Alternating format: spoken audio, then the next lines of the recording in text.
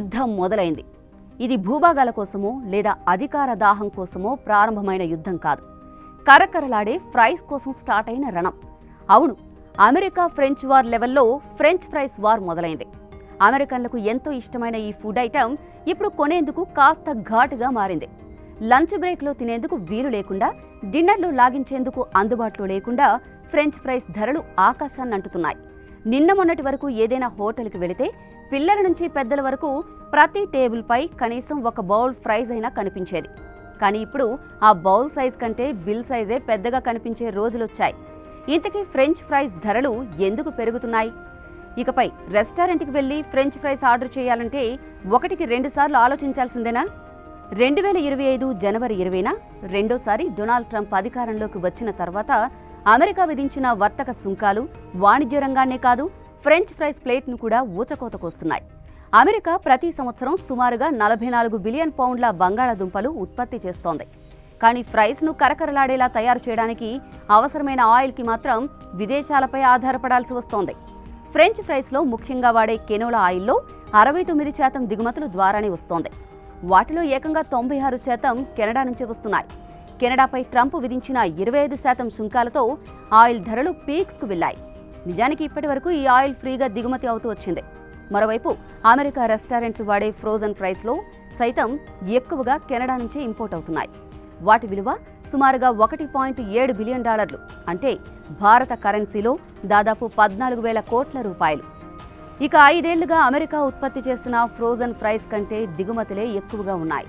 ఈ లెక్కను చూస్తే ట్రంప్ సుంకాల కారణంగా ఆయిల్ ధరలు, ఫ్రైస్ తయారీ ఖర్చులతో పాటు చివరికి వినియోగదారుల బిల్లులు కూడా బరువెక్కడం ఖాయం. ఇటు అమెరికన్లకు ఫ్రైస్ అంటే పిచ్చి. అక్కడ పండే బంగాళాదుంపల్లో 3 అంతులు ఫ్రోజన్ ఫ్రైస్ తయారీకే ఉపయోగిస్తారంటే ఆ ఫుడ్ ఐటెంపై అమెరికన్లకు ఎంత ఇష్టముందో అర్థం చేసుకోవచ్చు. 2023 లెక్కలు చూస్తే రెస్టారెంట్కు వచ్చిన వారిలో కనీసం ఒక్కరైనా ఫ్రైస్ ఆర్డర్ చేసిన వారు 14% ఉన్నారు. అంటే 100 మంది రెస్టారెంట్కు వస్తే 14 మంది ఖచ్చితంగా ఫ్రెంచ్ ఫ్రైస్ ఆర్డర్ చేసినట్టు అర్థం. నిజానికి గతంలో ఈ ఫ్రైస్ను రెస్టారెంట్లు బీఫ్ ఫ్యాట్లో వేయించేవి. మెక్డొనాల్డ్స్తో పాటు అప్పటి పెద్ద కంపెనీలన్నీ ఇదే ఫార్ములా ఫాలో అయ్యేవి. అదే నాటి స్పెషల్ టేస్ట్కి, క్రేజ్కి కారణమైందే. అయితే కొంతకాలానికి బీఫ్ ఫ్యాట్ హానికరమనే ప్రచారం మొదలైంది. దీంతో కొత్త ఆయిల్స్పై కంపెనీలు ఫోకస్ చేశాయి. నిజానికి బీఫ్ ఫ్యాట్ మంచిది కాదు అన్నది ప్రచారం వెనుక షుగర్ ఇండస్ట్రీ హస్తం ఉందన్న విషయం తర్వాత వెలుగులోకి వచ్చింది. ఆ సమయంలోనే కెనడా తయారు చేసిన ర్యాప్ సీడ్ ప్లాంట్ ఆధారంగా రూపొందించిన కెనోలా ఆయిల్పై కంపెనీల కన్ను పడింది. వాస్తవానికి కెనోలా ఆయిల్ తయారీలో ఉపయోగించే ర్యాప్ సీడ్ ప్లాంట్ మొదట మెషిన్లకు ఆయిల్గా వాడేవాళ్ళు. అంటే లైట్లు వెలిగించడానికి, యంత్రాలకు లూబ్రికేషన్ ఉపయోగించేవాళ్ళు. కానీ 2వ ప్రపంచ యుద్ధం తర్వాత ఈ తరహా అవసరాలు తగ్గిపోయాయి. అందుకే ఈ మొక్కను ఫుడ్ ఐటమ్స్ తయారీకి ఉపయోగించాలనే ఆలోచన పుట్టింది. ఆ తర్వాత ర్యాప్ సీడ్ ప్లాంట్ నుంచి కెనోలా ఆయిల్ వచ్చింది. ఇది మనం వాడే కుకింగ్ ఆయిల్స్లో ఒకటిగా మారాయి. 1990 నాటికి పెద్ద పెద్ద ఫాస్ట్ ఫుడ్ బ్రాండ్స్ తమ దగ్గర ఉన్న బీఫ్ ఫ్యాట్స్ను పక్కన పెట్టి మరీ కెనోలా ఆయిల్ను ఉపయోగించడం మొదలుపెట్టాయి. ఇక ట్రంప్ విధించిన టారిఫ్లు కొంతకాలం కొనసాగితే పెద్దగా నష్టం ఉండకపోవచ్చు. కానీ లాంగ్ టర్మ్లో కంటిన్యూ అయితే మాత్రం ఫుడ్ ఇండస్ట్రీపై తీవ్ర ప్రభావం పడుతుంది. ప్రత్యేకించి రెస్టారెంట్ల బడ్జెట్ను బ్యాలెన్స్ చేయడంలో ఫ్రెంచ్ ఫ్రైస్ కీలక పాత్ర పోషిస్తాయి. ఉదాహరణకి ఒక రెస్టారెంట్ మెనూలో బర్గర్ ధర $100 అనుకుంటే దాన్ని తయారు చేయడానికి కావాల్సిన మాంసం, బ్రెడ్, వెజిటబుల్స్ లాంటివి కలిపి సుమారుగా $30 వరకు ఖర్చవుతుంది. అదే సమయంలో ఫ్రైస్ $100కు అమ్మినా దాన్ని తయారు చేయడానికి అయ్యే ఖర్చు కేవలం $20.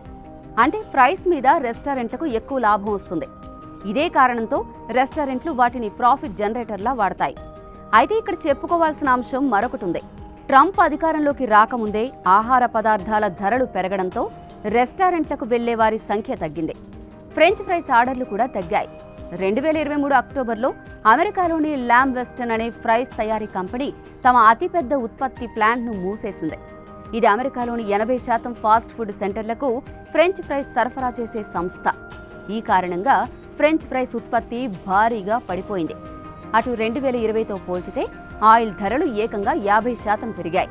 ఇలా అనేక కారణాలతో ఇప్పటికే ఫ్రైస్ ఇండస్ట్రీ ఇబ్బందుల్లో ఉండగా ఇప్పుడు ట్రంప్ సుంకాల బాంబు వారి కష్టాలను మరింత రెట్టింపు చేసింది.